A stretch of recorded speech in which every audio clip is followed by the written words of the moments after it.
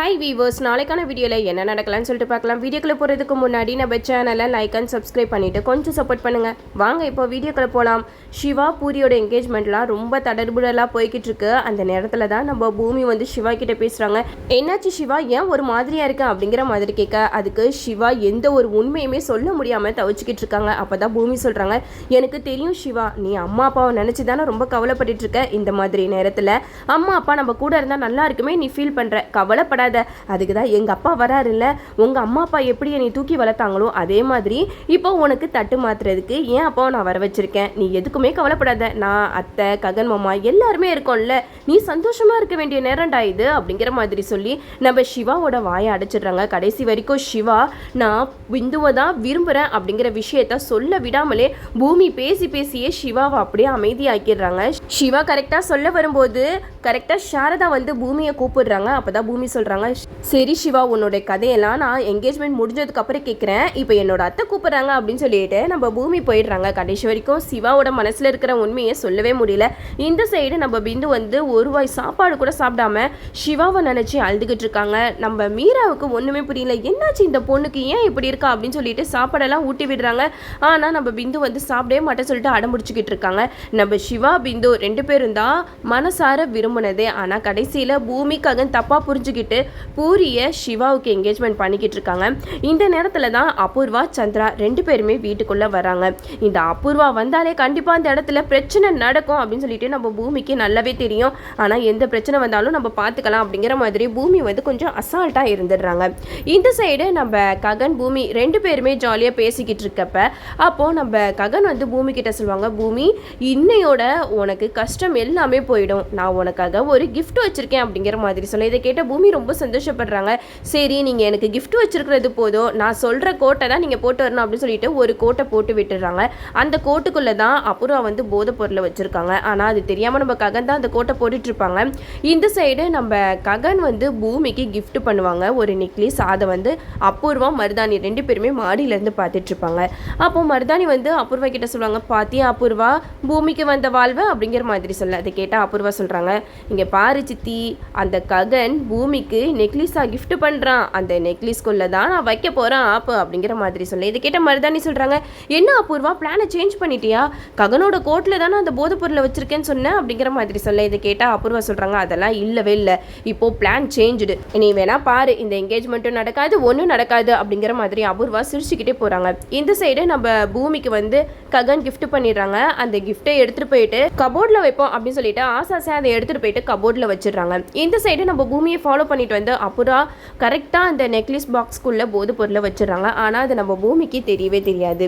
இந்த சைடு நம்ம ககன் பூமி சாரதா எல்லாருமே நிச்சயதார்த்தத்துக்காக எல்லாம் கீழே உட்காந்துட்டு இருக்காங்க. அப்போது நிச்சயதார்த்தத்துக்காக எல்லா ஏற்பாடுகளுமே போய்கிட்டு இருக்கு. நம்ம சிவாவுக்கு விருப்பமே இல்லாமல் ஒரு விஷயத்தையுமே செஞ்சுக்கிட்டு இருக்காங்க. இந்த சைடு கரெக்டாக நம்ம அப்புறா வந்து போலீஸ்க்கு இன்ஃபார்ம் பண்ணிடுறாங்க, இந்த மாதிரி அந்த பூமி வந்து ஒரு நெக்லஸ் பாக்ஸ்க்குள்ளே போதைப் பொருளை வச்சிருக்கா அப்படிங்கிற மாதிரி இன்ஃபார்ம் பண்ணிடுற.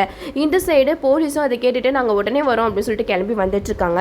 இந்த விஷயம் எல்லாத்தையுமே அங்கே எஸ்பி சூர்யாவுக்கு அபூர்வா கால் பண்ணி சொல்கிறாங்க, இங்கே பாருங்கள் சூர்யா, உங்களை வேலையை விட்டு தூக்கிட்டாலே அந்த பூமியை, அவளை எப்படிடா பழி வாங்குறது அப்படின்னு சொல்லிட்டு நீங்கள் ரொம்பவே எதிர்பார்த்துட்டு இருந்திருப்பீங்களே அப்படிங்கிற மாதிரி கேட்க, இதை கேட்ட எஸ்பி சூர்யா சொல்கிறாங்க, ஆமாம் மேடம், அந்த பூமியையும் ககனையும் பழி வாங்கினாதான் எனக்கு நைட்டு தூக்கமே வரும் அப்படிங்கிற மாதிரி சொல்ல, இதை கேட்ட அபூர்வா சொல்கிறாங்க, இனிமேட்டு நீங்கள் நிம்மதியாக தூங்குங்க, அந்த ககன் நிரந்தரமாக ஜெயிலுக்குள்ளே போகிறான் அப்படிங்கிற மாதிரி சொல்ல, இதை கேட்ட எஸ்பி சூர்யா பயங்கரமாக அதிர்ச்சி அடைதாங்க. அப்படி என்ன மேடம் பண்ணீங்க அப்படிங்கிற மாதிரி கேட்க, இதை கேட்ட நம்ம அபூர்வா சொல்கிறாங்க, நான் இந்த மாதிரி ககனை போதைப் பொருள் கேஸில் மாட்டி விட போகிறேன் அப்படிங்கிற மாதிரி சொல்ல, இதை கேட்ட நம்ம சூர்யா சொல்கிறாங்க, சூப்பர் மேடம், அந்த மாதிரி கேஸில் உள்ளே போயிட்டா ககனால் வெளியிலவே வர முடியாது, என்னவே அடித்து வேலையை விட்டு தூக்குறாங்களா, இனிமேட்டு பாருங்கள் அவங்க வாழ்க்கையில் என்றைக்குமே இந்த அடியை மறக்கவே முடியாது அப்படிங்கிற மாதிரி சூர்யா அபூர்வா கிட்ட சொல்கிறாங்க. இந்த சைடு கரெக்டாக என்கேஜ்மெண்ட் நடந்துட்டு இருக்கும்போது அங்கே எல்லா அதிகாரிகளும் வந்துடுறாங்க. அதிகாரியை பார்த்ததுமே எல்லாரும் பயங்கரமாக ஷாக் ஆகுறாங்க. அப்போ தான் அதிகாரி வந்து சொல்கிறாங்க, இது மாதிரி இந்த ககன் வந்து ட்ரக்ஸ் கடத்துறதா எங்களுக்கு இன்ஃபர்மேஷன் வந்திருக்கு அப்படிங்கிற மாதிரி சொல்ல, இதை கேட்டு நம்ம பூமி வந்து சொல்கிறாங்க, இல்லை சார், நீங்கள் ஏதோ ராங் இன்ஃபர்மேஷனில் வந்திருக்கீங்க அப்படிங்கிற மாதிரி சொல்ல, இதை கேட்ட அதிகாரியும் நாங்கள் வீட்டை ஃபுல்லாக செக் பண்ணணும் அப்படின்னு சொல்லிட்டு வீட்டை ஃபுல்லாக செக் பண்ணிக்கிட்டு இருக்காங்க. கரெக்டாக நம்ம ககன் கிஃப்ட் கொடுத்த அந்த நெக்லஸ் பாக்ஸ்குள்ளே தான் போதைப் பொருள் இருக்குது. இதை பார்த்துட்டுமே அந்த அதிகாரிங்கெல்லாம் எடுத்துகிட்டு வந்து காட்டுறாங்க. இதுக்கு என்ன பேர் அப்படின்னு சொல்லிட்டு கேட்க, இதெல்லாம் பார்த்துட்டு யாருக்குமே ஒன்றுமே புரியல, இது எப்படி வந்துச்சு அப்படின்னு சொல்லிட்டு நம்ம பூமி அதிர்ச்சி அடைய ஒரு பக்கம் ககன் சொல்கிறாங்க, இல்லை சார் இது வந்து எப்படி வந்துச்சுன்னு எங்களுக்கு தெரியல, யாரும் எங்களை வீம்புனே மாட்டி விடுறதுக்காக இப்படிலாம் பண்ணிக்கிட்டு இருக்காங்க அப்படிங்கிற மாதிரி சொல்ல இதை கேட்ட அதிகாரி சொல்கிறாங்க, போதும் சார் நீங்கள் எதுவும் பேசாதீங்க, இதுக்கு காரணமானவங்களை நாங்கள் அரெஸ்ட் பண்ணாமல் விட மாட்டோம் அப்படிங்கிற மாதிரி சொல்ல அதுக்கு பூமி சொல்கிறாங்க, சார் நீங்கள் அரெஸ்ட் பண்ணணும்னு நினச்சிங்கன்னா என்னையை தான் நீங்கள் அரெஸ்ட் பண்ணணும் அப்படிங்கிற மாதிரி சொல்ல இதை கேட்ட சந்திராக்கு செம்மக்கமும் வருது, என்ன பூமி பேசிக்கிட்டு இருக்க, சும்மா ககனை காப்பாத்துறேன்னு சொல்லிட்டு எல்லா பழியும் தலைமையில தூக்கி போட்டுட்டு இருக்காது அப்படிங்கிற மாதிரி சொல்ல அதுக்கு பூமி சொல்றாங்க, இல்லப்பா நான் தான் இந்த தப்பை பண்ணேன், நான் தான் அந்த நெக்லஸ் பாக்ஸ்குள்ள இந்த போதை பொருளை வச்சேன், அதனால நானே ஸ்டேஷனுக்கு போறேன் அப்படிங்கிற மாதிரி சொல்ல இதை கேட்ட சந்திராவுக்கு கோபத்துக்கு மேல கோபம் வருது, நீ எல்லாம் ஒரு பொண்ணா, உன்னைய என் பொண்ணுன்னு சொல்லிக்கிறதுக்கே அசிங்கமா இருக்கு, இந்த ககனை காப்பாத்துறதுக்காக இன்னும் நீ என்ன அவமானப்பட்டு நிக்க போறியோ தெரியல, உன் பேச்சை கேட்டு நான் இங்க வந்த பாரு, என்னைய செருப்பாலே அடிக்கணும், இனிமேட்டு இவன் பேச்சை கேட்டு நீ எக்கேடு கெட்டு போனா எனக்கு என்ன, நான் இங்க வந்திருக்கவே கூடாது அப்படின்னு சொல்லிட்டு அபூர்வாவை கூட்டிட்டு அங்க இருந்து போயிடுறாங்க. அப்பதான் பூமி வந்து ககனை பாக்குறாங்க. அந்த அதிகாரிங்களாம் சொல்றாங்க, மேடம் டைம் ஆகுது, நீங்க ஸ்டேஷனுக்கு கிளம்புங்க அப்படிங்கிற மாதிரி சொல்ல இதை கேட்ட ககன் சொல்றாங்க, சார் அவ மேல எந்த தப்பும் இல்லை அப்படிங்கிற மாதிரி சொல்ல இதை கேட்ட பூமி சொல்றாங்க, சார் நான் ககன் கிட்ட ஒரு 2 நிமிஷம் தனியா பேசிட்டு வரேன் அப்படின்னு சொல்லிட்டு ககன் கிட்ட பேசுறாங்க.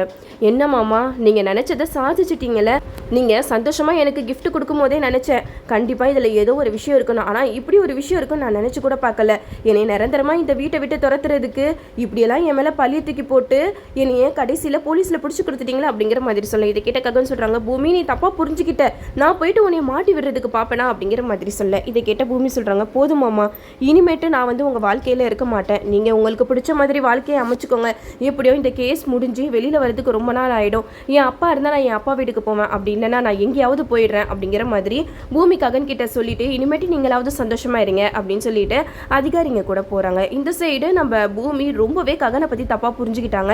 இது எல்லாத்துக்குமே காரணம் இந்த அபூர்வா சூர்யா தான். ஆனால் அதை கூட கொஞ்சம் கூட யோசிக்காம நம்ம பூமி ககனை தப்பாக புரிஞ்சுக்கிட்டு ஸ்டேஷனுக்கு போயிடுறாங்க. இந்த சைடு நம்ம சாரதா கிருஷ்ணா கிட்ட சொல்ல கிருஷ்ணா ஓடி வராங்க. என்னதான் நடக்குது இந்த வீட்டில் அப்படிங்கிற மாதிரி கேட்காதுக்கு சாரதா நடந்த விஷயம் எல்லாத்தையுமே சொல்கிறாங்க. அப்போ கிருஷ்ணா சொல்கிறாங்க, கண்டிப்பாக சாரதா இந்த வேலையை யார் பண்ணியிருப்பா, அந்த அபூர்வாவை தவிர வேற யாராலுமே இந்த மாதிரி வேலையை பண்ணியிருக்கவே முடியாது.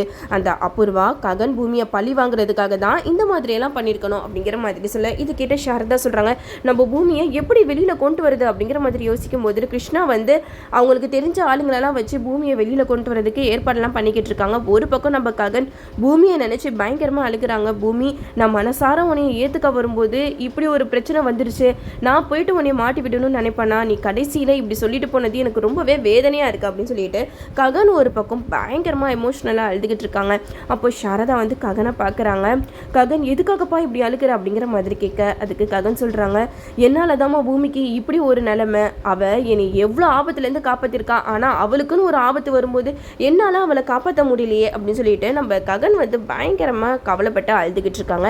இந்த சைடு அபூர்வாவுக்கு சந்தோஷம் தாங்க முடியல. எஸ்பி கிட்ட சொல்கிறாங்க, இங்கே பாருங்கள் சூர்யா, நம்ம நினச்ச பிளானில் கொஞ்சம் சேஞ்சர் ஆயிடுச்சு. ஏன்னா ககனை தான் போலீஸ் பிடிச்சிட்டு போவாங்கன்னு நினச்சிட்டு இருந்தோம், கடைசியில் ககனுக்கு பதிலாக இந்த பூமி வந்து தான் மேலே பழிய தூக்கி போட்டுட்டு அவள் இப்போ ஸ்டேஷனில் உட்காந்துருக்கா. இது எப்படியோ அந்த பூமியோட கதையை அந்த ஸ்டேஷனில் வச்சே முடிச்சிரு அப்படிங்கிற மாதிரி அபூர்வா சூர்யா கிட்ட சொல்ல இது கிட்ட சூர்யா சொல்கிறாங்க, அதை நான் பார்த்துக்கிறேன் மேடம் அப்படிங்கிற மாதிரி சூர்யா அபூர்வா கிட்ட சொல்கிறாங்க. நம்ம பூமிக்கு ஒரு பெரிய ஆபத்து இருக்குது, இதுலேருந்து நம்ம ககன் எப்படி பூமியை காப்பாற்றுறாரு அப்படின்னு சொல்லிட்டு நம்மளும் வெயிட் பண்ணி பார்ப்போம். கடைசியில் இந்த அபூர்வாவுக்கு தான் செம பெரிய ஆப்பா வைக்க போகிறாங்க. ஓகே வியூவர்ஸ், என்னோட ரிவ்யூ உங்களுக்கு பிடிச்சிருந்தா லைக் பண்ணுங்கள், மறக்காமல் நம்ம சேனலை சப்ஸ்கிரைப் பண்ணிடுங்க.